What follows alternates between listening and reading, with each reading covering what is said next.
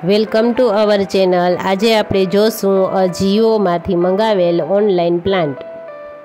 આ પ્લાન્ટ ખોલતી સમયે અને પછી મહિનો દિવસ પછીનો તેનો અપડેટ અને અમારો અનુભવ તે તમને જણાવશું।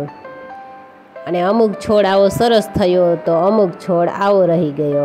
તો આપણે પાર્ટ 1માં જોયું કે લીચી અને ચેરીનો પ્લાન્ટ એ ખૂબ સારો હતો અને હવે પાર્ટ 2માં જોઈએ આ બીજા ફળના પ્લાન્ટ।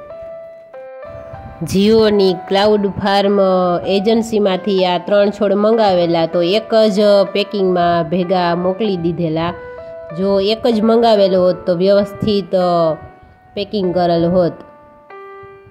તો આ છે ત્રીજો મંગાવેલો સ્ટાર ફ્રૂટ પ્લાન્ટ, જેને ગુજરાતીમાં કમરખ પણ કહેવાય છે। અને આ એટલો નબળો લાગે છે કે આજે જ તેને રોપી દેવો પડશે અને આ ગ્રાફ્ટેડ છે। આ સ્ટાર ફ્રૂટનો નવાણો એ આવડો વાવ્યો, પછી આ જામફળ લાલ મગાવ્યું અને આવ્યું ગ્રીન જામફળ, અને આ બ્લુબેરીની જગ્યાએ આવ્યા જાંબુ। આ ત્રણેય ફળના પ્લાન્ટની ખાસિયત એ છે કે ગ્રાફ્ટેડ છે, એટલે હવે રિટર્ન નથી કરવા અને વાવી દઈશું।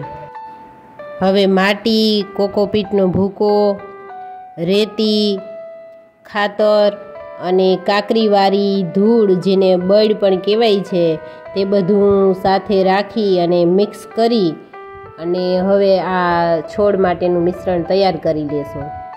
અને એક કુંડામાં તળિયામાં કાકરા નાખી અને આ ધૂળ ભરી દેશું અને ઉપર પછી છોડ રોપવો સહેલો પડશે।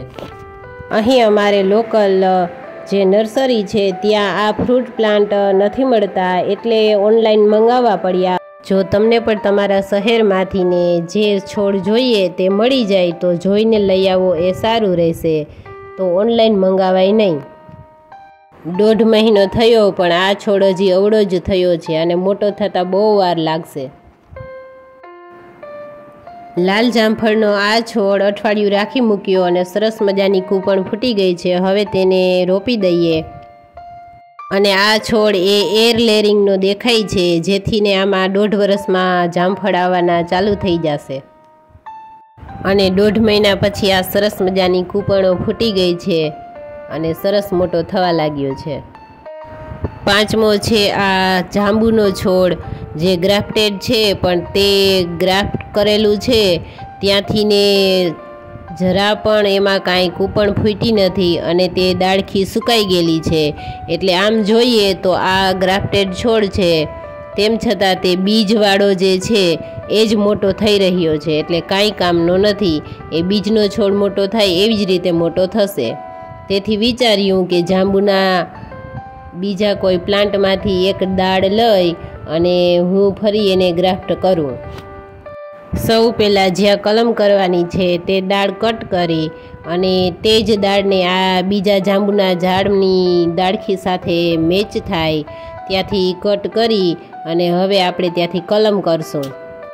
આવી રીતે પાતળું કટ કરી અને ડાળખીમાં વચ્ચે વી આકાર કટ મારી અને વચ્ચે લગાવી દેશું અને સેલો ટેપથી તેને જોડી દેશું। તો મિત્રો, એટલી મહેનત કરીને આ કલમ કરી અને તે થોડા દિવસમાં તેમાં કૂપણ પણ ફૂટી, પણ અંતે તે છોડ છે એ થોડા દિવસો પછી સુકાઈ ગયો અને હવે તેની જગ્યાએ બીજો રોપું વાવવા માટે અમે ફરી ઓનલાઈન મંગાવેલા 3 આ છોડ છે એ પાર્ટ 3માં જોશું। તો મિત્રો, આ હતો અમારો ઓનલાઈન પ્લાન્ટનો અનુભવ અને આપણે ફરી મળીશું પાર્ટ 3માં। ત્યાં સુધી આવજો।